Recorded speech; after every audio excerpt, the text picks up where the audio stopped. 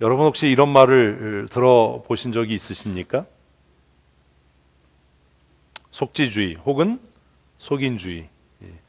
이 단어를 아시는 분이라면 현대 신학과 현대 선교의 흐름을 조금이라도 이해하는 분이시고, 도통 모르겠다, 전혀 모르겠다, 처음 본다라고 하면 선교의 문외한일 겁니다.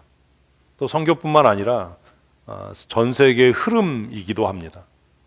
이게 무슨 말이지요?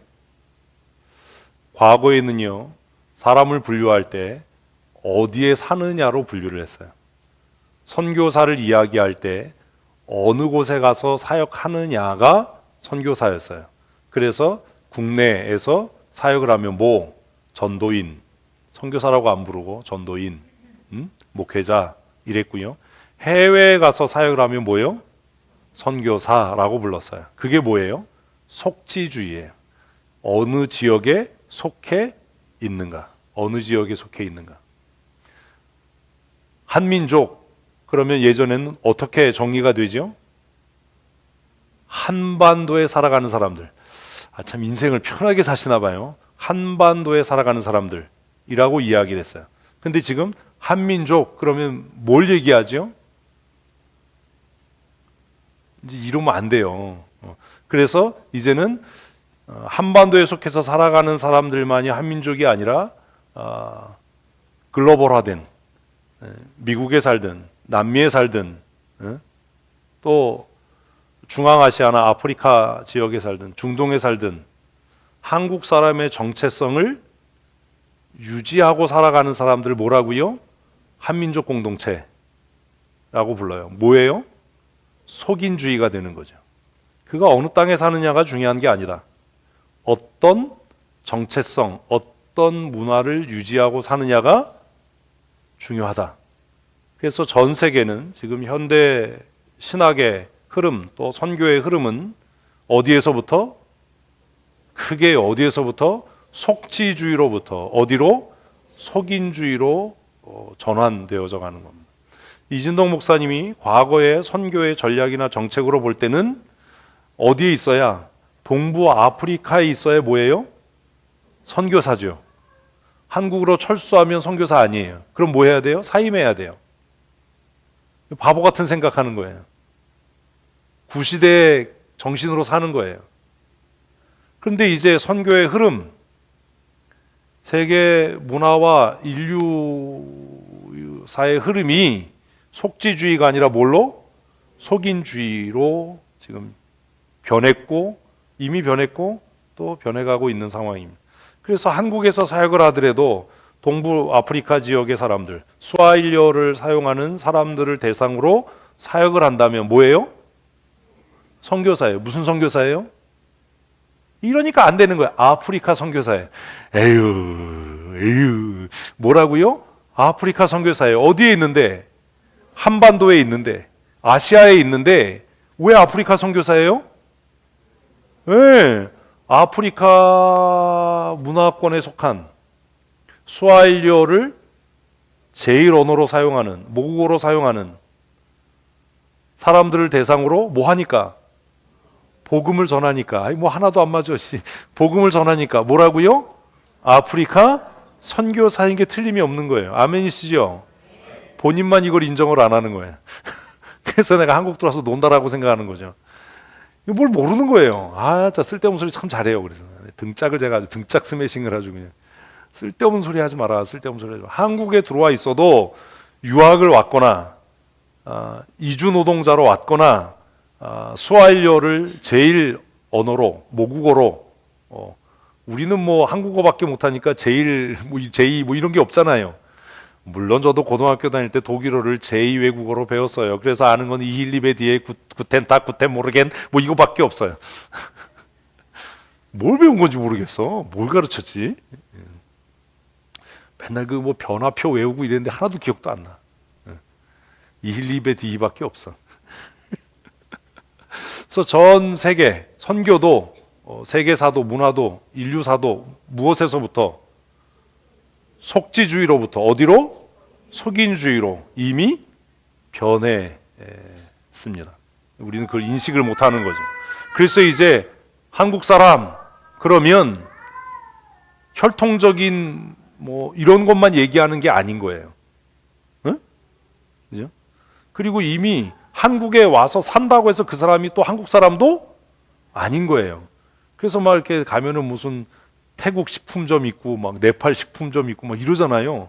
그 사람들은 한국에 와서도 자신들의 고유한 문화를 지키고 유지하려고 애쓰고 힘쓰고 자신들의 공동체, 커뮤니티를 만들어서 함께 교류하고 하는 일을 해요. 왜요? 비록 한반도에 살지만 이 땅에 속한 사람이 아니기 때문이에요. 무슨 주의? 속인주의로 산다. 그래서 이 용어의 변화가 필요한 거죠. 그래서 선교 정책을 세울 때도 속지주의 노선을 택해야 될 건가 속인주의 노선을 택해야 이걸로 막 뭐 토론하는데 의미가 없어요. 이미 세상은 어떻게 변하고 있어요? 속인주의로 변해가고 있거든요. 변했거든요.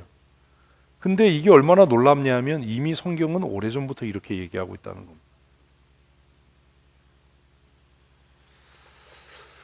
속지주의로부터 전 세계는 속인주의로, 선교의 방향도 속지주의로부터 뭐예요? 속인주의로. 그래서 더 많은 국내 체류하는 외국 선교사가 필요합니다.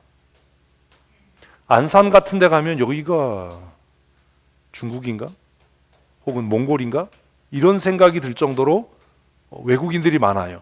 그들은 자신들만의 문화를 지키고 전통을 지키고 식생활을 유지하고 그렇게 살아요.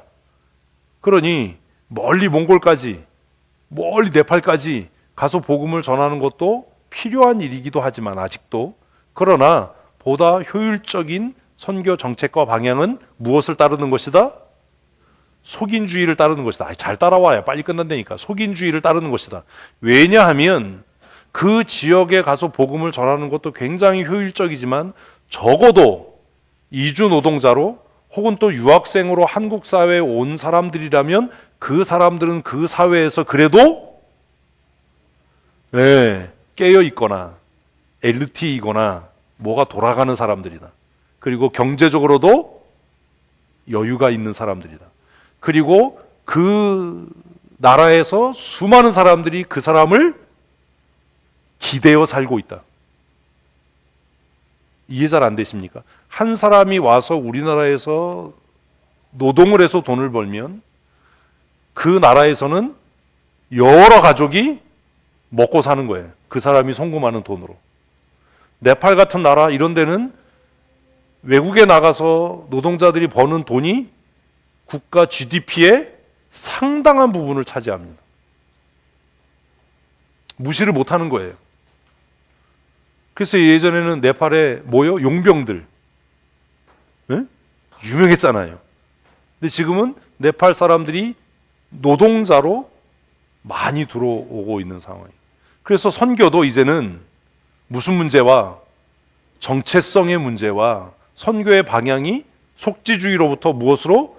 속인주의로 변화되어져 가는 그 과정, 특별히 한국 사회는 그 고민을 해야 하는 겁니다. 이게 참 고민인 거예요. 들어와 있는 외국인 노동자들이나 유학생들에게 누가 복음을 전할 것인가? 그래서 그 사람들이 여기에서 복음을 듣고 신실한 제자 훈련을 받고 변해서 그 나라로 돌아가면 외국 패스포드를 여권을 가지고 할 수 없는 선교들을 더 강력하게 할 수 있게 되는 거죠. 적은 비용으로. 지금 선교사님들의 문제가 뭐예요? 비자가 문제거든요. 비자. 여러분 대한민국에 사시면서 비자 때문에 걱정해 보신 적 있어요? 없잖아요. 왜요? 대한민국 국민이니까. 네팔, 방글라데시 뭐 이런 나라들에 선교사가 들어가려면 비자 때문에 고민하고 비자 비용이 많이 들어가는데 그 나라 출신의 사람이 한국에 와서 제자 훈련을 받고 돌아간다면 그런 고민과 걱정이 하나도 없는 겁니다. 그래서 이제는 선교도 방향성에 대한 고민을 해야 하는 거지요. 그럼 누가 한국인이고 누가 네팔 사람이냐라고 하는 정체성도 지금 고민돼야 되는 겁니다. 지금은 검은 얼굴의 한국인이 많죠. 예? 대표적인 게 누구예요? 텔레비에 맨날 나오는 애 있잖아요. 예? 몰라요? 걔 영어 못하잖아요. 한국말 잘하잖아요. 그 친구들은 검은 피부를 갖고 있지만 귀화를 해서 한국 국적을 취득하는 겁니다. 그러니 태생은, 피부 색깔은, 제일 되는 문화나 언어는 그렇다 하더라도 뭐가 바뀐 거예요? 정체성이 바뀐 거죠. 대한민국 국적을 취득하는 순간에 그들은 새로운 정체성으로 이 사회에서 살아야 되는 겁니다. 사실 지금 우리는 이렇게 혼란스러운 시대를 살아갑니다. 그래서 과거에는 어디에 사느냐가 문제였는데 지금은 뭐가 문제예요? 어떻게 사느냐가 문제입니다. 근데 이건 그렇게 고민될 게 아니었습니다. 예수 믿는 사람들에게는. 왜요?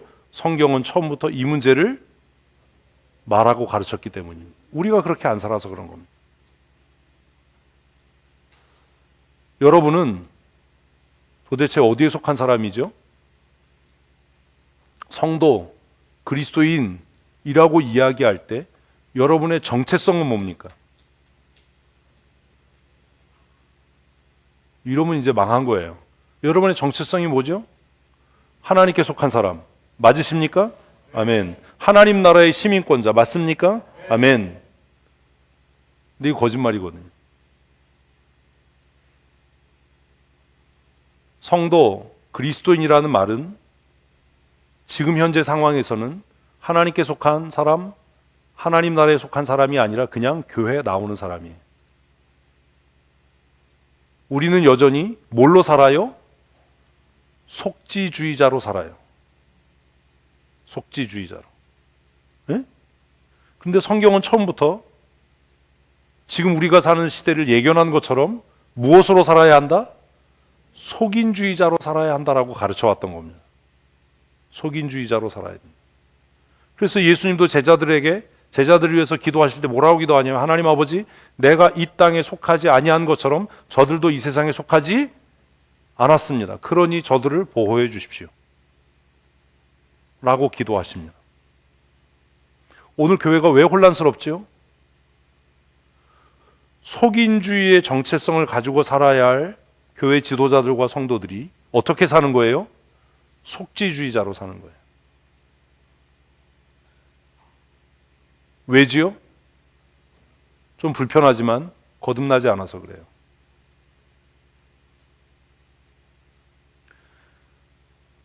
한국 땅에 와서 사는 이주 노동자들이나 외국인들이 한국 시민권을 취득하려면 어때야 돼요? 귀화 시험을 봐야 돼요. 네? 귀화 시험을 봐야 돼요. 그죠? 시험 무지 어렵습니다. 한국 역사 배워야 되고요. 언어는 귀화 시험을 봐야 돼요. 그래서 그 귀화 시험에 통과하면 주민등록증을 받는 거죠. 시민권을 획득하는 겁니다. 그죠? 그러면 이제 어떻게 살아야 돼요? 한국의 법을 지키며 살아야 됩니다. 이번에 베트남 갈 때 공항에 그런 거 써 있더라고요. 제가 베트남 가도 한국 시민이죠. 대한민국 국적자죠. 그러니까 무슨 경고문이 붙어 있냐면 외국에 나가서 해피풍선, 마약, 마리화나, 대마초 그 곳에서 복용해도 한국 들어오면 처벌받는다. 왜요?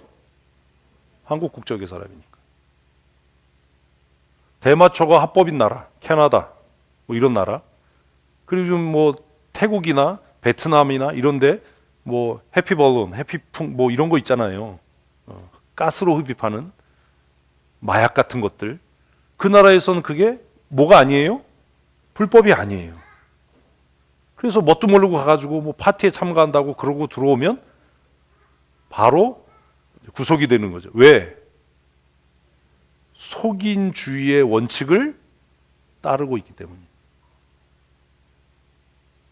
이미 사회는 이렇게 지금 변했고 변해가고 있고 그런 거예요. 이해를 못하는 거죠. 아, 그 나라가 합법이어서 내가 그 나라에서 했는데요. 아니, 너 한국 사람이야. 아니, 캐나다 가니까 약국에서 대마초 팔던데요. 그 약품으로 쓰던데요. 진통제로 쓰던데 그래서 내가 그거 복용했는데 그게 뭐가 잘못이죠? 잘했어. 그런데 너 한국인이야. 한국에선 불법이야. 성도, 그리스도인이란 말은 어떻게 사는 것이다? 속인 주의자로 사는 것이다. 아, 진짜 힘 빠지게 하네. 뭘로 사는 것이다? 속인 주의자로 사는 것이다. 아멘. 속인 주의자로 살려면 이 전의 삶을 뭐 해야 돼요? 청산해야 돼요.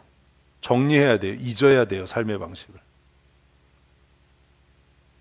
그러지 않으면 이제 공짜로 주는, 국가가 주는 밥을 먹어야 돼요. 응? 이런 관점에서 교회와 성도를 바라보면 도대체 몇 사람이나 성도, 그리스도인이라는 표현으로 합당한가? 라는 고민을 하게 되죠. 적어도 그가 아까 말씀드린 것처럼 캐나다에서는 이게 불법이 아니에요. 그러면 그 사람 한국 사람 이 길을 포기한 거죠. 동의하십니까? 뭐 대답이 그래요. 근데 어떤 사람이 교회에서 어떤 정책을 하면서 우리 직장에서는 이렇게 해요. 사회에서는 이렇게 해요. 라고 얘기한다면 그 사람은 뭘 포기한 거예요? 성도이기를, 그리스도인이기를 포기한 겁니다. 더 길게 얘기할 필요 없습니다.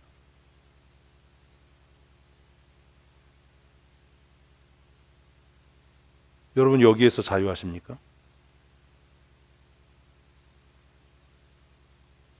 일반적으로 그렇게 해요. 사람들 그렇게 살아요. 이게 요즘의 트렌드예요. 요즘 사람들 다 이렇게 살아요. 우리 회사에서 이렇게 해요. 내가 사회에서 이렇게 경험하고 이렇게 살았어요 라고 얘기를 한다면 그 사람은 자기가 자기 입으로 자신의 성도임을, 그리스도인임을 부정하는 겁니다. 그런데 우리는 그런 사람들을 지도자로 세웁니다. 그러면 우리는 교회가 교회이기를 포기하고 부정하는 겁니다. 싸울 필요 없습니다. 설득하려고 할 필요 없습니다. 아, 그렇구나. 아, 너는 그렇구나. 끝.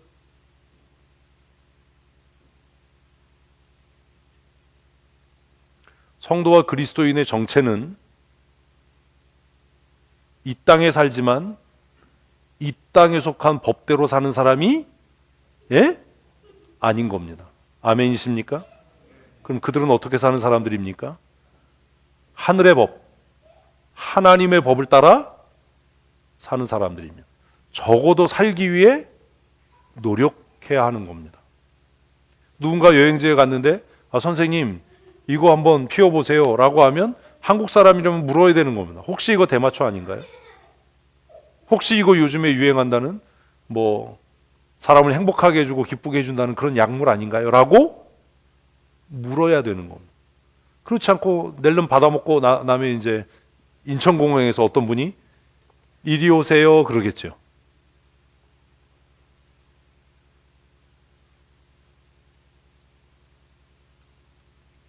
이 고민을 우리는 새롭게 해야만 합니다. 그리스도인의 정체성은 무엇으로 정의돼요? 그리스도께 속한 사람인가. 그래서 이건 속지주의가 아니라 뭐라고요? 속인주의예요. 누구에게 속했느냐. 그럼 그리스도께 속했다는 말이 무슨 말입니까? 그리스도께 속했다는 말은 그 사람의 사고 체계가 뭐가요? 사고 체계가 입으로 따라 하셔야 돼요. 입 다물고 있다가 나중에 또 이상한 짓 하면 이제는 이제 국물도 없어요. 뭐가? 사고 체계가, 생각하는 방식 자체가 누구와 같아야 한다? 그리스도와 같아야 한다.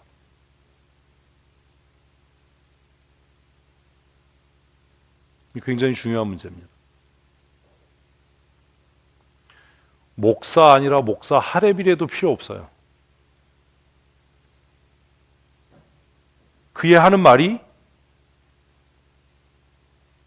교회의 머리신 예수 그리스도가 우리에게 가르치신 말씀과 상치된다면 그냥 우리는 이해해야 하는 겁니다. 아, 저 사람은 하나님께 속한 사람이 아니다. 하나님께 속하지 않은 사람을 우리가 설득하거나 논쟁해서 하나님께 속한 사람으로 만들 수 있습니까? 크게 대답하셔야 됩니다. 있습니까? 없습니다. 사람이 노력해서 하는 건 종교생활입니다. 예? 잘 들으셔야 돼요. 사람이 노력하고 수고해서 설득하고 이해시켜서 하는 건 뭐라고요? 그건 종교생활입니다. 여러분들이 저에게 요구하는 게 그거잖아요. 목사님 설명해 주세요. 설득시켜 주세요. 그건 종교생활 하겠다는 거예요. 나는 그거 안 하겠다는 겁니다. 제일 제가 볼 때 불행한 인생은 종교생활 하는 사람입니다. 왜요? 종교행위 하고 나서 나중에 지옥 갈 거니까. 그러나 하나님께 속한 사람은 자신의 생각, 자신의 판단, 세상 사람들의 삶은 방식이 아니라 어디로부터 임하는? 하늘로부터 임하는, 하나님께로부터 임하는 은혜를 따라 살아가는 사람입니다. 아멘. 이건 우리가 거부할 수 없는 겁니다. 그래서 칼빈은 뭐라고요? 불가항력적 은혜다. 이걸 외워요. 진짜 바보들은 이걸 외워요. 그래서 칼빈주의 5대 교리금 쫙 외워요. 그런데 사는 거 보면 불가항력적 은혜로 안 살아요. 그게 뭔지도 몰라요. 하나님이 주시는 은혜는 하나님과 우리가 타협해서 이루고 설득해서 설득되는 게 아니라 하나님께로부터 그냥 우리에게 밀고 들어오는, 하나님이 우리의 삶에 그냥 침입하시는 역사인 줄로 믿으십시오. 믿음은요, 논쟁하는 게 아니에요. 따지는 게 아니에요. 누가 성경 가지고 논쟁하려고 그러면 그냥 닥쳐라 그러고 끝내야 돼요. 무슨 성경이 논쟁거리입니까? 성경은 믿는 겁니다. 아멘. 이게 동의가 안 되면 예수께 속한 사람이 아니에요. 어떻게 하나님이 말씀으로 창조했다는 걸 설명해서 납득시킬 수 있습니까? 그거 할 수 있는 사람 있으면 나오세요. 태초에 하나님이 천지를 창조하시니라, 이거 설명할 수 있는 사람 나오라고. 이거 납득시킬 수 있으면 나오라고. 창세기 1장 1절을 못 믿는데 무슨 예수께 속한 사람이에요. 태초에 하나님이 천지를 창조하시니라를 우리는 무엇으로? 아멘으로 받는 거예요. 뭐 이래? 아멘. 하나님이신 예수 그리스도께서 내 죄를 위해 인간으로 이 땅에 오셨다를 어떻게 설명할 겁니까? 그걸 어떻게 납득시킬 겁니까? 그것에 대해서 우리는 어떻게 해요? 아멘 하고 믿는 겁니다. 하나님이 주신 은혜는 받는 거지, 내가 그걸 논쟁하고 토론하고 뭐 그러냐 저러냐 하는 게 아닌 겁니다. 은혜는 해야죠. 은혜는 받는 겁니다. 그 다음을 하니까 진짜. 은혜는 받는 겁니다. 다시 한번, 은혜는 받는 겁니다. 아멘. 우리 돌아오는 토요일에요, 성도 서약 할 거예요. 성도 서약할 때 뭐라고 서약하는지 아세요? 박민철, 이경선 집사를 본 교회 장로로 받으시겠습니까? 뭐라고요? 아이 진짜 뭐라고요? 받으시겠습니까? 받으시겠습니까? 그 사람이 자격이 있어서가 아니에요. 그 사람이 나보다 훌륭하고 뛰어나서가 아니에요. 우리가 기도하며 하나님이 주시는 감동으로 투표해서 뽑았으니까 이제 우리의 신앙과 우리의 영성을, 우리 교회 성도들의 믿음을 대표할 사람으로 우리가 뭐 하는 거라고요? 받는 거예요. 왜 거기에 받는다라고 써놨는지 아세요? 그런 것도 모르면서 무슨 장로가 되고 집사가 돼요. 받는 거예요. 위임 목사 서약할 때도 뭐라고 우리가 아멘하고 답한다고요? 이정화 씨를 본교회 당회장으로, 담임 목사로 받으시겠습니까? 라고 할 때 여러분들이 뭐라고 그랬다고요? 예! 라고 대답했다고요. 그냥 받는 거예요. 목사가 내 생각과 달라? 무슨 헛소리를 하는 겁니까? 내 생각하고 안 맞아? 뭔 소리 하는 겁니까? 뭐 했는데? 받았는데. 장로가 돼서 실수할 수 있어요. 잘못할 수 있어요. 그러나 여러분들은 그들을 하나님이 우리 교회를 대표하는 장로로 세우신 것을 뭐 했기 때문에? 받았기 때문에 그 권위에 순종하는 거예요. 박민철, 이경선 씨를 춘천 성도교회 장로로 받으시겠습니까? 라고 서약할 때 대답하지 않는 유일한 한 사람이 있어요. 누구게요? 담임 목사예요. 담임 목사가 묻는 거예요. 당회장이 묻는 거예요. 그래서 당회장은 대답하지 않아요. 그러니 그들을 책망하고 야단칠 수 있는 사람은 누구밖에 없어요? 당회장 목사밖에 없는 거예요. 이것도 이해를 못하는데, 하나님께서 우리에게 주시는 은혜는 우리가 뭐 하는 거라고요? 받는 거예요. 은혜 받는 성도로 사십시오. 하나님이 주신 은혜를 따지고 그걸 분석하고 그걸 논쟁하려고 한다면 이미 끝난 거예요. 너는 그리스도께 속한 사람이 아니다. 주의하고 조심하십시오. 하나님의 말씀은 논쟁거리가 아닙니다. 하나님의 말씀은 시비를 따지는 그런 종류의 말씀이 아닙니다. 하나님의 말씀은 하나님께서 우리에게 생명으로 주신 은혜입니다. 그러니 말씀 앞에서는 우리가 그냥 뭐 할 뿐입니다? 아멘, 아멘, 아멘 할 뿐입니다. 그래서 에발산과 그리심산에 이스라엘 백성들을 세우고 하나님의 말씀을 큰 소리로 읽을 때 뭐 했다고요? 아멘, 아멘 한 겁니다. 이제 우리 교회가 하나님의 말씀 앞에 아멘하는 교회 됩시다. 그게 그리스도인의 정체입니다. 사고 체계가 달라지는 겁니다. 삶의 방식이 변화된 것이 하나님께 속한 하나님의 사람입니다. 사고 체계가 달라지면 말이 달라지고요, 살아가는 방식이 달라지겠죠. 생각하는 방식이 달라졌는데 어떻게 그런 말을 합니까? 어떻게 그렇게 삽니까? 그럴 수 없지요. 사고 체계가 달라졌는데 어떻게 하나님의 말씀에 대해서 진위 여부를 논쟁거리로 삼고, 하나님의 말씀에 대해서 이 말씀이 옳으냐 그르냐 오늘날 현실과 맞냐 안 맞냐를 어떻게 논쟁거리를 삼습니까? 그 말씀을 그냥 우리는 무엇으로? 아멘으로 받는 거지요. 발 닦고 손 닦는 물을 떠서 갖다 줘라 라고 하면, 야 이게 갖다 줘도 되는 거야? 이래도 옳은 거야? 이게 연회장을 기만하고 잔치에 모인 사람들 기만한 행위가 아니야 라고 논쟁하는 것이 아니라 예 라고 순종하고, 발 닦고 손 닦는 물이지만 그 물을 갖다가 연회장에게 갖다 주는 것이 종의 본분이고, 그게 하나님의 사람의 정체성 아닙니까?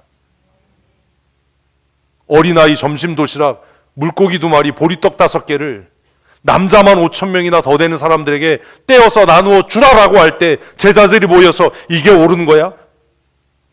예수님이 이렇게 말씀하시면 우리가 대책을 세워야 되는 거 아니야? 우리가 우리 방식대로 어떻게 해야 되는 거 아니야? 라고 이야기한다면 그들은 명확하게 그리스도의 제자가 아닌 겁니다. 무슨 논쟁이 필요합니까? 떼어 나누어 주라라고 말씀하시면 우리에게는 뭐가 있을 뿐이라고요? 예, 아멘이 있을 뿐입니다. 그래서 바울은 고린도 교회 성도들에게 예수 그리스도는 우리에게 뭐가 되신다? 예가 되신다. 예수에게는 뭐가 없다? 아니오가 없다 라고 말씀하는 겁니다. 그렇다고 목사의 모든 말에 순종하라는 게 아닙니다. 그 말이 무엇과 일치할 때, 하나님의 말씀과 일치할 때 그걸 판별하기 위해 여러분이 성경을 읽어야 되는 거고, 그걸 이해하기 위해서 여러분이 매일 묵상을 해야 하는 겁니다. 왜 성경을 안 읽습니까?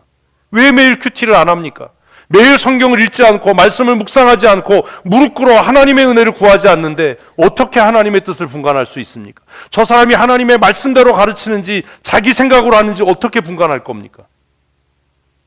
제가 왜 여러분들에게 성경을 읽어라, 큐티를 해라, 기도의 자리에 나와서 우리 함께 기도하자라고 말하냐 하면, 저도 사람이니까 나도 실수할 수 있고 나도 넘어질 수 있고 나도 범죄할 수 있으니 당신들이 깨어서 말씀을 읽고 묵상하고 하나님 앞에 기도해서 목사가 우리를 옳은 길로 인도하는지를 깨달아 목사가 우리를 옳은 길로 인도하면 뭐 할 뿐이고, 아멘 순종할 뿐이고, 그렇지 않다면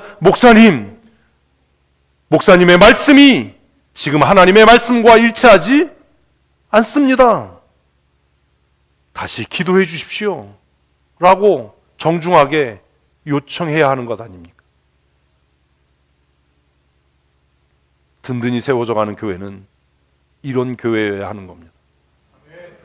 목사의 말이, 장로의 의견이 성경과 일치하지 않는데, 성경과 정면으로 충돌하는데 어떻게 그 교회가 말씀 위에 든든히 서가는 교회일 수 있습니까? 장로가 되는 두 사람은 정신 차려야 돼. 성도들이 당신들에게 전권을 맡긴 게 아니야. 당회가 결정하면 성도들은 무조건 따라야 된다, 이런 헛소리를 하면 안 돼. 성도들이 기도하면서 눈물을 흘려가면서 투표하고 세운 목적은 우리를 하나님의 말씀대로 치리해 주십시오지, 세상의 방식, 세상의 논리, 세상 사람들이 살아가는 법대로 우리를 지배하고 다스리시오가 아니라는 것을 잊지 말아야 돼. 그러니 장로는 깨어 있어 무릎 꿇어 기도해야 하고, 말씀을 읽고 묵상해야 되고, 하나님의 말씀이 여러분의 마음을 뜨겁게 사로잡게 하지 않으면 교회는 빠른 속도로 인본주의와 세속주의에 함락되고 말 거예요. 가장 불행한 교회가 어떤 교회인 줄 아십니까? 기도하지 않는 장로가 있는 교회입니다. 성경을 읽고 묵상하지 않는 장로가 있는 교회입니다. 제가 어저께 목사 위임에 그렇게 권면을 했습니다. 목사님, 욕할 줄 압니까? 어쩔 줄 몰라 하더라고요.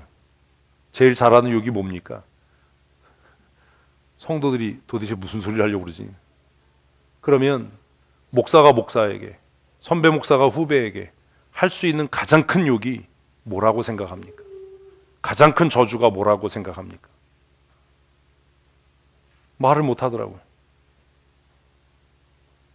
그때 옆에 있던 사모가 저 알았어요 그러더라고요. 그래서 속으로 그랬어요. 맞춤은 너 장가는 잘 간 거다. 그 사모가 그러더라고요. 목사의 아내가, 목사님, 하나님의 은혜 없이 목회하라는 것 아닙니까? 맞다. 목사가 목사에게 할 수 있는 가장 큰 저주는 하나님의 은혜 없이 네 방식대로 목회하라다. 하나님이 주신 장로의 귀한 직분이 가장 큰 저주가 될 수 있는 확실한 방법은 하나님의 은혜 없이 장로 노릇하는 거야. 낙심할 거야. 좌절하게 될 거야. 상처받게 될 거고 분노하게 될 거야. 뭐가 없으면? 하나님이 주시는 은혜가 없으면. 그러니 목사와 장로는 성령 충만해야 하고, 말씀의 은혜가 있어야 하고, 성경을 읽을 때 마음이 뜨거워지고 감동돼서 눈물을 흘릴 수 있어야 하고, 선포되는 말씀을 듣고 가슴이 설레일 수 있을 때, 그때 비로소 장로가 되는 거지. 기도하지 않고 말씀 앞으로 나가지 않는데 그게 무슨 장로인가? 그리스도인의 정체성은 교회에 출석하는 게 아닙니다. 20년, 30년 목회한 게 자랑이 아닙니다. 그리스도인의 정체성은 내가 그리스도께 속한 사람인가? 성경이 말씀하는 대로 오직 너 하나님의 사람아. 오직 너 하나님의 사람. 내가 그리스도께 속한 사람인 확실한 증거는 내 사고방식이, 내 사고 체계가 누구를 닮아가고 있는가? 그리스도를 닮아가고 있는가? 내 삶의 방식이 성경의 방식을 따라가고 있는가? 이게 전부예요. 돈이 얼마나 많은가? 얼마나 많이 배웠나? 가 아니라, 세상에 속한 사람들은 어떻게 산다고요? 거짓말하고 속고 속이고 살아요. 내가 어제 위임받는 목사에게 마지막으로 했던 권면이 뭐냐 하면, 너 자신을 속이지 말아요. 생각해 봅시다. 누군가를 속이려면 먼저 뭐가 돼야 돼요? 자신을 속여야 돼요. 예배가 안 되는데 남들에게 경건한 예배자로 보이기 위해 얼마나 많은 시간 자신을 속여야 합니까? 기도가 안 되는데 장로니 권사니 기도의 자리에 안 나올 수는 없고 기도하는 척을 해야 되니 얼마나 많이, 얼마나 오래 자신을 속이는 삶을 살아야 합니까? 더 슬픈 건 그것이 계속 반복되면 그것이 그냥 일상이 된다는 거예요. 자신을 속이는 게 일상인 거예요. 목사가 됐는데 주일은 다가오는데 설교할 거리가 없어서 남의 설교집 뒤져야 되고 남의 설교 베껴서 해야 되고, 그리고 마치 이게 내가 하나님께로부터 받은 말씀인지인 것 같이 얼마나 많이 자기를 속여야 남을 속일 수 있겠습니까? 제가 새로 위임받는 목사에게 이야기했어요. 너 자신을 속이지 마라. 너 자신을 속이지 마라. 세상에 속한 사람들의 삶을 본문은 이렇게 정리합니다. 같이 읽습니다. 악한 사람들과 속이는 자들은 더욱 악해져서 속이기도 하고 속기도 하나니. 결국 자기를 속인다는 거 아닙니까? 자기를 속여야 남을 속일 수 있잖아요. 내가 정직한 척하고 내가 의로운 척해야 남에게 나를 의롭게 정직하게 보이게 할 거 아닙니까? 하나도 안 의롭고 하나도 정직하지 않은데.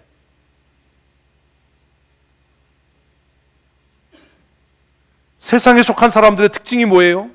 속고 속이는 삶을 사는 거예요. 인생의 제일 큰 비극이 뭔지 압니까? 자신을 속이며 사는 겁니다. 믿음 있는 척, 경건한 척, 의로운 척, 정의로운 척. 우리를 의롭다 하시고 우리를 정의롭다 하실 분은 하나님 한 분 외에 없습니다. 아멘. 그러니 우리를 의롭다라고 인정하실 분도 누구고? 하나님 아버지시고, 우리를 정직하다 말씀하실 분도 하나님 아버지이십니다. 그러나 속고 속이는 자들, 악에 속한 자들, 세상에 속한 자들은 누가 누구를, 자기가 자기를 나는 의롭고 나는 정직하고 내가 옳아 라고 고집하고 주장하지만 결국 그건 자신이 자신을 속이는 것에 불과하지 않겠습니까? 그러면 하나님의 사람은 어떻게 살아야 합니까? 같이 읽습니다. 그러나 너는 배우고 확신한 일에 거하라. 너는 누구에게서 배운 것을 알며. 하나님의 사람으로 산다는 것은 뭐요? 배우고 내가 확신한 일에 거하는 겁니다. 여러분, 문제가 뭔지 아세요? 성경 안 배웁니다. 성경 배운 적 있습니까? 설교 듣는 거 성경 배우는 거라고 착각하지 마십시오. 그나마 우리 교회는 이 원어를 쓰지 말아야 되는데, 설교라고 하는 용어 중에 가르침이라고 하는 부분에 굉장히 제가 치중하는 이유가 뭐냐 하면 배워야 하기 때문이에요. 신앙생활은 그냥 눈치로 하는 게 아닙니다. 신앙생활 어떻게 해야 된다고요? 배워야 하는 겁니다. 장로 되는 두 사람 정신 차리고 들어야 돼요. 당신들은 이제 성도들을 가르쳐야 하는 거예요. 장로가 성도들을 가르치지 못하는데 어떻게 교회가 바르게 될 수 있나? 뭘 가르쳐? 예배하는 태도, 헌금하는 태도, 말씀을 듣는 태도, 순종하는 태도, 이것을 성도들에게 가르쳐야 할 책임이 누구에게? 장로에게. 왜? 치리권이 있으니까. 뭘 가르칠 건가?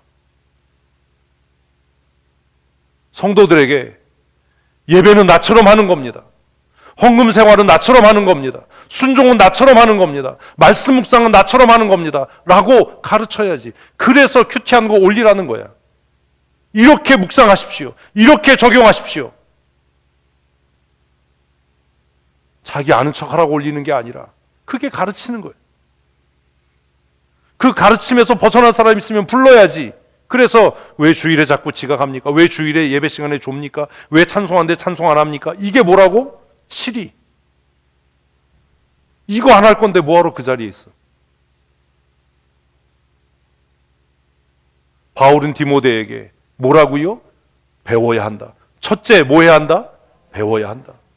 배워야 한다. 여러분, 성경 배우셔야 됩니다. 신앙생활도 배우셔야 됩니다. 헌금 생활도 배워야 하는 겁니다. 그래서 바울은 모든 성도들에게 내가 그리스도를 본받는 자 된 것 같이 너희는 나를 본받아라. 아멘. 그래야죠.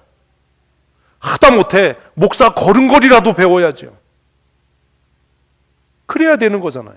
내가 하기 싫어도 따르고 본받아야 그 길을 바르게 갈 수 있지 않겠습니까? 어느 날 내가 외발 자전거를 배우면 장로들도 따라하는 신용은 해야. 제가 이번에 좀 뜨끔 찔린 게 있었어요. 남권민 선교사가 저한테 그러더라고요. 목사님, 춘천성도에 방문했을 때 제가 크게 도전을 받은 게 있습니다. 뭔데? 그러니까 무슨 성경 얘기 안 하고, 성도교회 집사님들은요, 목사님이 하는 거를 다 따라하는 것 같아요.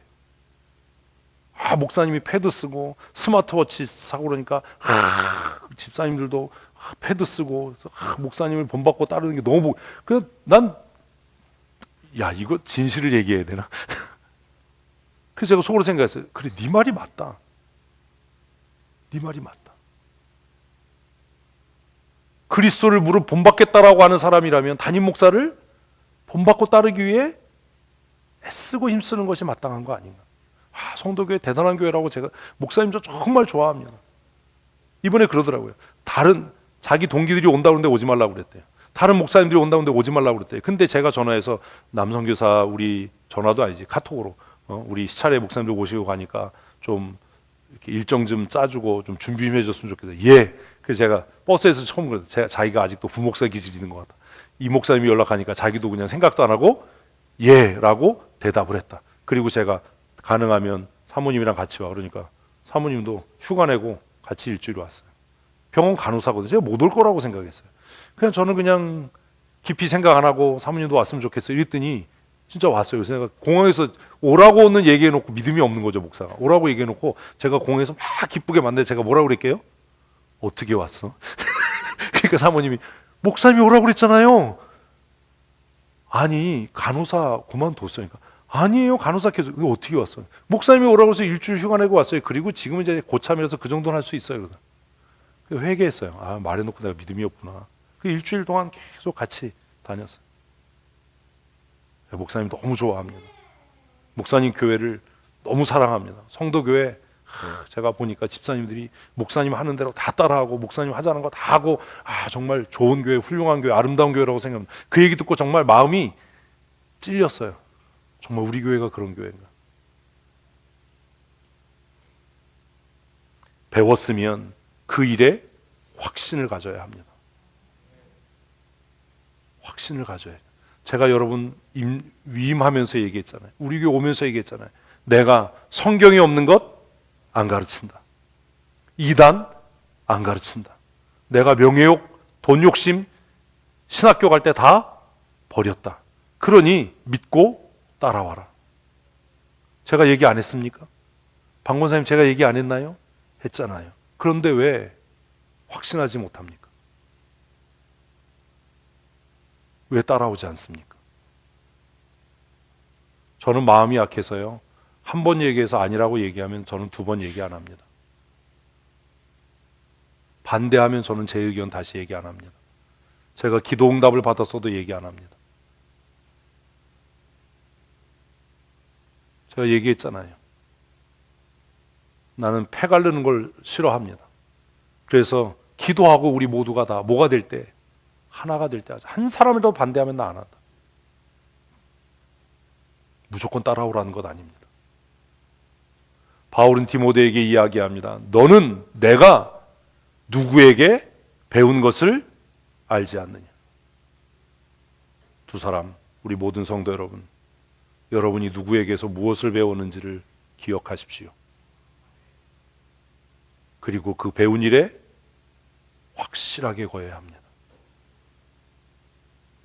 나중에 제가 나이 먹어서 햇소리를 하면 그때 이야기해야 돼.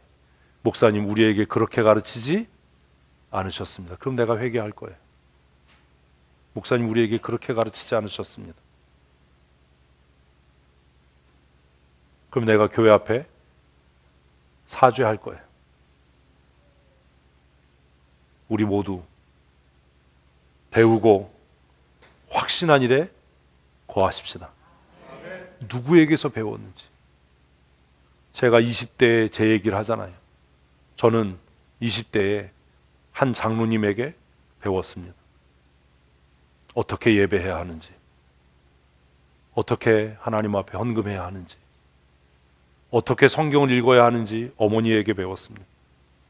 어떻게 하나님 앞에 눈물로 기도해야 하는지 어머니를 통해 배웠습니다. 그리고 그 일에 앞으로도 거할 겁니다.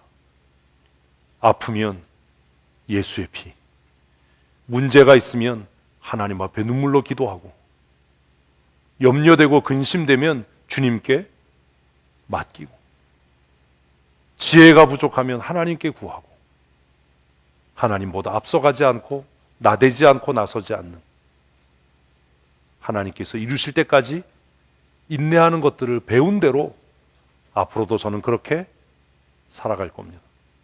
그러니 사랑하는 성도 여러분, 우리 교회가 진리의 말씀 위에 든든히 서기 위해 하나님의 말씀을 열심으로 배우는 성도들 되십시다. 새해에는 좀 매일 말씀 묵상하고 매일 성경 읽고 그 받은 은혜를 함께 나누고, 그리고 배운 일에 확실하게 거하십시다. 누가 다른 소리 하면 내가 그렇게 배우지 않았다, 우리가 그렇게 배우지 않았다, 좀 이렇게 단호할 수 있는, 바울이 디모데에게 하나님께 속한 사람의 삶의 방식을 이야기하잖아요. 무엇을 배우셨습니까? 지난 17년 동안 저를 통해 무엇을 배우셨습니까? 여러분들은 지금 배우고 확신한 일에 거하십니까?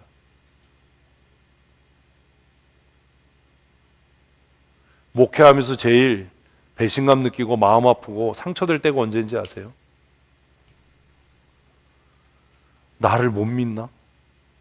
의심하는 건가? 얼굴 쳐다보기도 싫어요. 내가 그렇게 가르쳤나? 내가 그렇게 행동했나? 내가 교회 돈이나 탐내는 사람으로 보였나? 제가 얼마나 많이 얘기했어요. 우리 교회 전 재산 다 털어봐야 얼마나 되냐? 더럽고 치사하게 그거 탐내겠냐? 이제까지도 하나님의 은혜로 살았는데 앞으로도 하나님의 은혜로 살지. 내가 그렇게 하찮은 사람으로 보였나?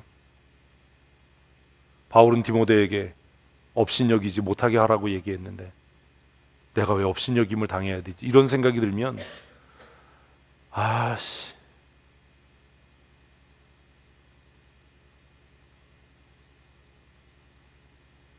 여러분은 지난 17년 동안 우리 교회 70년 역사 가운데 저와 함께 했던 그 17년 동안 저를 통해 무엇을 배우고 무엇을 확신하고 계십니까?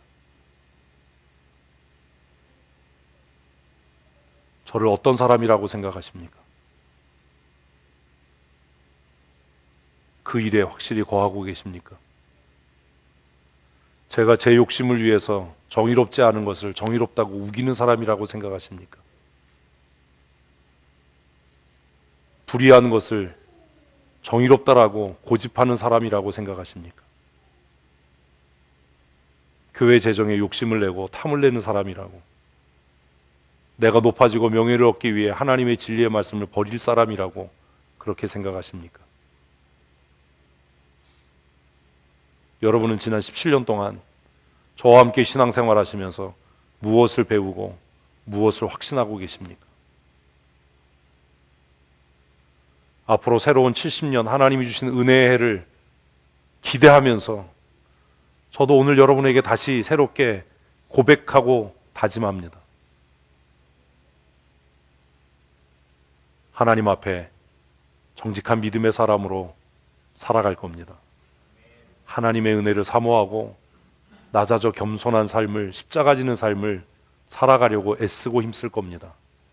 그러니 여러분들도 제 곁에서 저와 함께 저를 통해 배우고 확신한 일에 거하셔서 우리 함께 십자가 지고 함께 서로를 격려하고 위로하고 신뢰하면서 하나님의 나라를 이루어 가십시다. 그러면 하나님께서 예비하신 부흥의 은혜와 우리의 개인의 삶에 형통의 복을 주실 줄로 믿습니다. 잘 배우셔야 됩니다. 배우고 확신한 일에 거하십시오.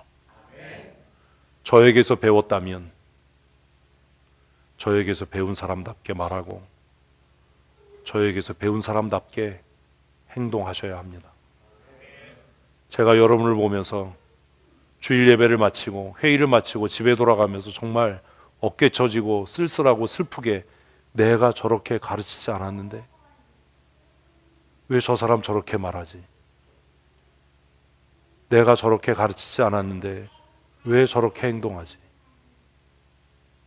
이런 마음을 갖지 않도록 내가 정말 잘 가르쳤다. 제가 우리 교회 시무와 사역을 마치고 언젠가 은퇴하는 그 날에도 내가 우리 박민철 집사를, 이경선 집사를 잘 가르쳤다. 이 사람들이 내가 떠난 이후에도 우리 교회를 든든히 세워 갈 줄로 믿는다. 이래서 설레이고 기쁨이 있고 감사가 있었으면 좋겠습니다. 그래야 하지 않겠습니까? 또 앞으로 세워질 지도자들이 우리 정성택 집사가, 이혁주 집사가, 그 뒤를 이어서 세워질 하나님의 사람들이 제가 볼 때 내가 잘 가르치고 잘 배워서 내가 저들에게 교회 전체를 맡기고 떠나도 걱정이 없고 염려가 없다. 설령 새로 오는 목사가 기도하지 않고 말씀을 묵상하지 않아도 이런 장로들이 지키는 교회가 얼마나 복 있는 교회인가 라고 기쁨으로 사역의 자리에서 내려올 수 있는 그런 교회가 되었으면 좋겠습니다. 지금은 좀 위태합니다. 지금은 염려가 많습니다. 그러나 하나님께서 이제 70주년을 맞이하는 이 즈음에 새로 장로로 임직하는 두 사람과 그 뒤를 이어서 사역하게 될 하나님의 사람들을 통해서 이 귀하고 복되고 거룩한 일들을 이루실 줄로 믿습니다. 우리가 누구에게서 배웠는지를 잊지 마십시다. 이게 정말 중요한 겁니다. 같이 읽습니다. 또 어려서부터 성경을 알았나니 성경은 능히 너로 하여금 그리스도 예수 안에 있는 믿음으로 말미암아 구원에 이르는 지혜가 있게 하느니라. 제가 지난 17년 동안 힘쓰고 애썼던 것은 여러분들이 스스로 성경을 읽고 스스로 해석할 수 있는 믿음의 사람이 되는 겁니다. 아니었습니까? 그래서 조직신학 가르쳤고 소요리 문답을 가르쳤고 이제는 성경 읽고 해석하고 묵상하는 방법들을 가르치고 있지 않습니까? 누구는 그렇게 이야기할 수 있겠죠. 야, 신학교 갈 것도 아닌데 네가 목사 될 것도 아닌데 성경을 왜 그렇게 배워야 하고 읽고 묵상하고 해석하고 적용하는 일을 해야 되냐. 왜요?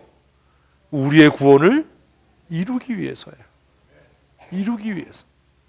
성경 읽고 무슨 말인지 모르는데 어떻게 성경대로 삽니까? 성경 읽고 무슨 뜻인지도 모르고 그걸로 논쟁거리나 삼고 그걸로 언쟁이 나오고 변론을 하는데 어떻게 성경대로 살 겁니까?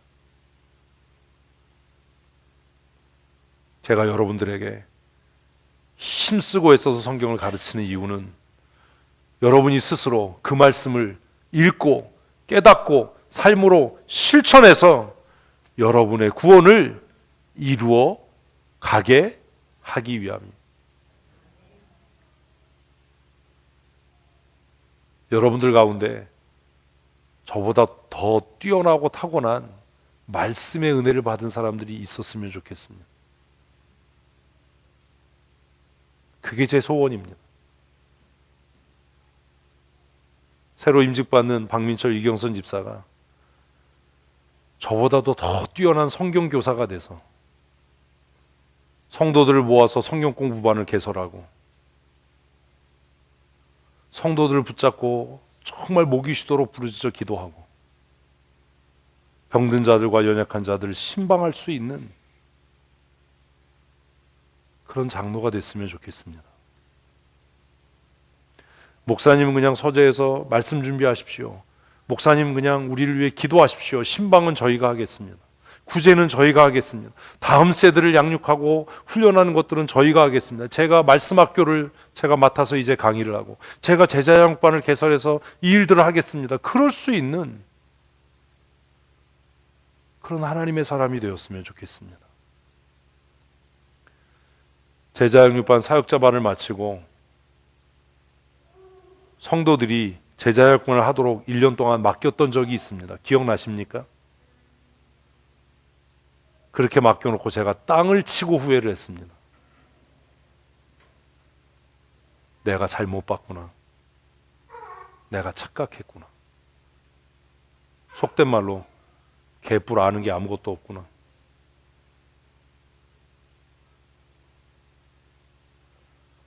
이제는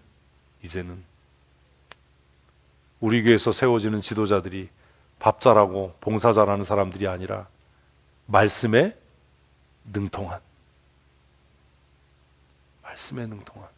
그래서 누군가를 또 제자 삼는 그런 교회가 되었으면 참 좋겠습니다. 바울이 디모데에게 내가 어려서부터 성경을 알았나니 성경은 능히 너로 하여금 그리스도 예수 안에 있는 믿음으로 말미암아 어디에? 구원에 이르긴 지혜가 있게 한다. 성경을 가르치는 것을 통해서 내 구원을 이루어가고 내게 듣는 자의 구원을 함께 이루어가는 겁니다. 제가 올해 참 기쁘고 감사했던 일이 있습니다. 그게 뭐냐 하면 우리 김혜진 권사와 이임남 집사입니다. 어렵고 힘든 일인 줄 알면서도 제가 주일학교 말씀을 부탁했습니다. 아마 하기 싫었을 겁니다. 제가 믿음이 없어서 그런지 몰라도 초기에는 그렇게 생각했어요. 분명히 못한다고 찾아올 거다. 못한다고 찾아오면 뭐라고 얘기를 하지? 그거 고민했어요. 근데 하더라고요. 응? 그렇게 1년이 흘러갔습니다. 제가 확실히 믿는 것은 주일학교 아이들의 믿음이 견고해졌다. 여기까지는 제가 믿진 않지만 아마 두 사람의 믿음은 이전보다 더 성장하고 더 견고해졌을 거라고 저는 믿습니다. 그래서 감사합니다. 우리 교회에 말씀의 사역자가 세워져 가고 있구나. 아직은 부족한 것이 많지만 성경을 붙잡고 고민하고 말씀을 전하기 위해 기도하는 하나님의 사람들이 세워지고 있다는 것이 얼마나 귀하고 값진 일인가. 뭘 위해서요? 교회를 위해서요.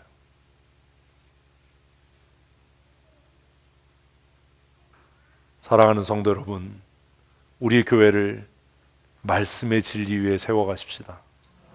더 많은 말씀의 사역자들이 세워졌으면 좋겠습니다. 말씀에 능통한 하나님의 사람들이 세워졌으면 좋겠습니다.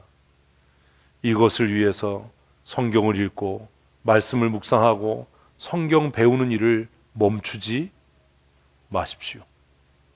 포기하지 마십시오. 저도 건강이 허락하고 힘이 되는 대로 새해에도 열심히 성경 가르치는 일을 할 겁니다. 그러니 여러분들도 배우고 익히는 일에 열심을 내시고 그리고 배우고 깨달은 것이 있으면 누군가에게 그 말씀을 전하고 가르치는 일을 실천해서 우리 교회를 하나님의 진리의 말씀 위에 든든히 세워가는 하나님의 사람들이 되십시다. 마지막 말씀 우리가 너무나 잘 알잖아요. 같이 읽습니다. 모든 성경은 하나님의 감동으로 된 것으로 교훈과 책망과 바르게 함과 의로 교육하기에 유익하니. 뭐라고요? 모든 성경은. 성경에 예외가 없어요. 뭐 구약은 이 시대에 안 맞고 땡탈락이에요. 창세기부터 요한계시록까지 모든 말씀이 우리를 위해 하나님께서 은혜로 주신 은혜의 선물인 줄로 믿으십시오. 모든 성경은 하나님의 감동으로 된 것입니다. 그러니 이 말씀이 하나님의 감동으로 된 것을 믿는다면 성경으로 논쟁거리를 삼지 마십시오.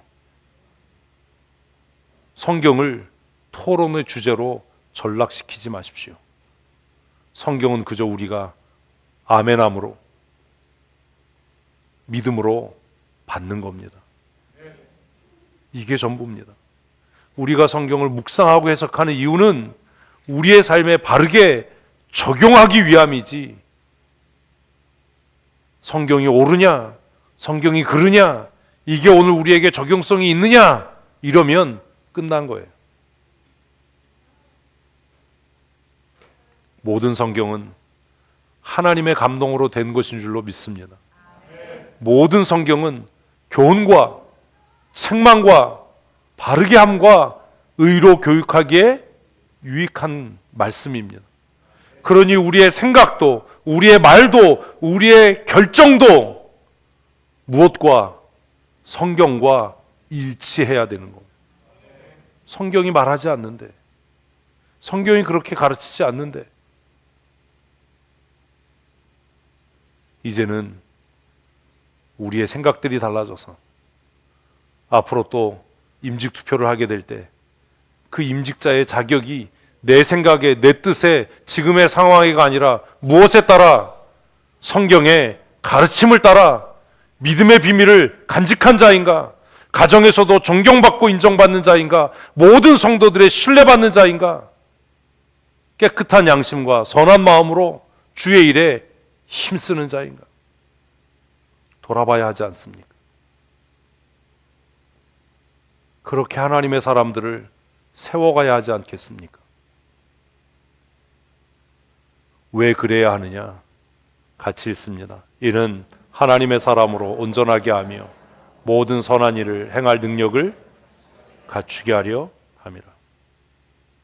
일하려고 일하지 마십시오. 말씀으로 견고하고 확실해질 때, 그때 일해야 합니다. 배우고 확신한 일에 거할 수 있을 때, 그때 일해야 합니다. 그래야 그 일이 하나님 보시기에 정직하고 선한 것이 될 것이기 때문입니다. 이는 하나님의 사람으로. 이게 무서운 말이지요. 하나님의 모든 사람이 아니에요. 한정되고 있는 거예요. 누구에게? 하나님의 사람으로. 오늘 말씀을 정리하기 전에 여러분에게 다시 한번 묻습니다. 양심의 손을 얹고 대답을 하십시오. 여러분은 정말 하나님의 사람입니까? 여러분은 정말 하나님의 사람입니까? 돈의 사람은 아닙니까?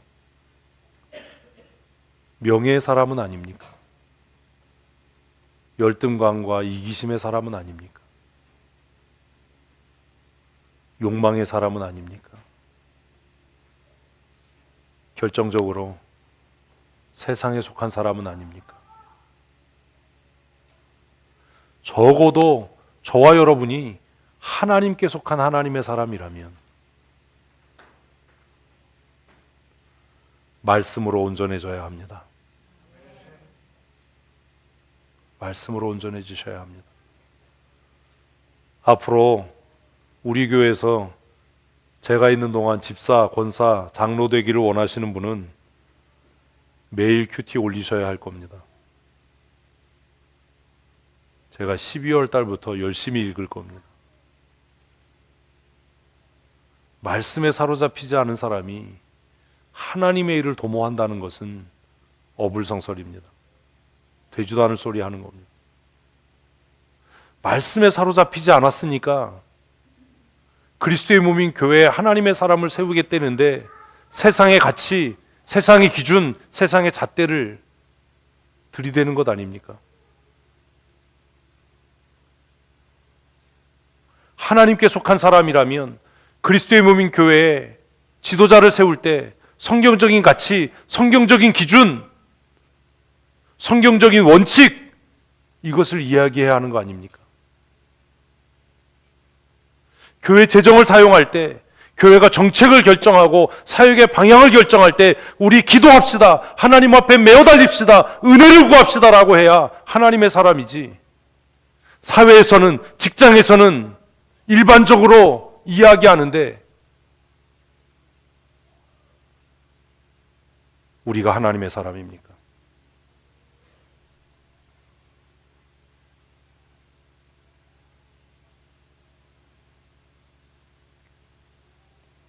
저와 여러분은 하나님의 사람으로 부름받은 하나님의 사람들입니다. 아멘이 왜 다 죽어가요? 싫으세요? 지옥 가든지 그럼. 저와 여러분은 하나님의 사람인 줄로 믿습니다. 그렇다면 하나님의 사람답게 살아야 되지 않습니까? 교회 나온다고 하나님의 사람이 아니라니까요. 그건 속지주의자들이나 하는 소리고, 이제 우리가 속인주의의 믿음과 신앙을 갖고 산다면, 비록 우리가 지금 술자리에 앉아 있어도, 도박판에 가서 거긴 왜 앉아 있지? 앉아 있더라도 성경의 가치, 성경의 기준, 하나님의 말씀을 따라 생각하고 말하고 행동해야 하지 않습니까? 그렇잖아요. 직장 생활하다 보면 피할 수 없는 술자리가 있을 수밖에 없겠죠. 사회생활하다 보면 안 믿는 사람과 어쩔 수 없이 만나서 이야기하고 교제하고 계약하는 일이 있을 수밖에 없겠지요. 그러나 그 자리에서도, 그 시간에서도 하나님의 사람다워야 하지 않습니까? 그런데 어떻게 교회 안에서조차 하나님의 사람답지 않은 말이 오가고 하나님의 사람답지 않은 행동들을 할 수 있습니까?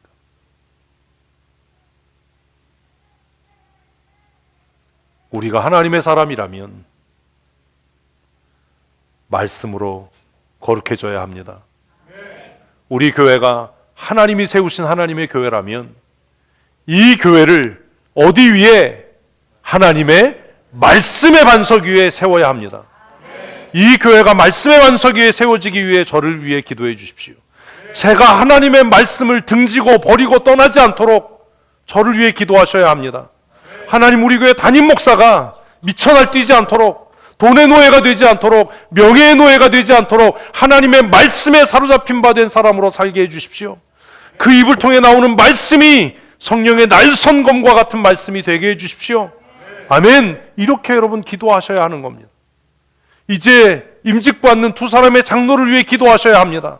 하나님, 우리 세우는 우리 두 사람의 장로가 하나님의 말씀을 따라 생각하고 하나님의 말씀을 따라 말하고 하나님의 말씀을 따라 행동하게 해주십시오. 성도들이 듣고 정신 넋 빠진 소리 하네. 저 뭐라 그러는 거야? 어떻게 저렇게 인본적이고 세속적일 수? 이런 교회 망한 거 아닙니까?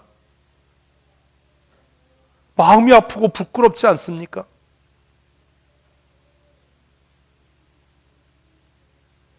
세움을 받는 두 사람의 장로가 성령으로 충만했으면 좋겠습니다. 하나님의 말씀의 반석 위에 자신의 인생을 세웠으면 좋겠습니다. 술자리에서도 당당하게 내가 하나님의 사람이다, 내가 춘천성도교회 장로다라고 당당하게 고백하고 시인하고 하나님의 사람다운 정체성을 나타낼 수 있는 그런 사람이었으면 좋겠습니다.